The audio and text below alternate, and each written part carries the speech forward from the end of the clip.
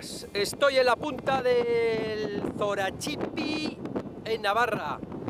He salido desde unos embalses por un camino forestal muy bonito, subida muy cortita,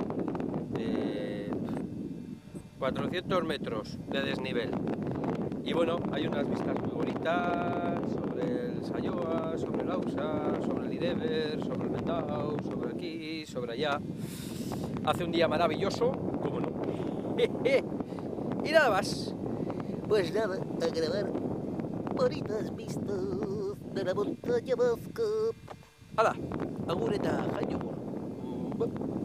Qué bien, grabado, que lo he puesto sobre un vértice geodésico.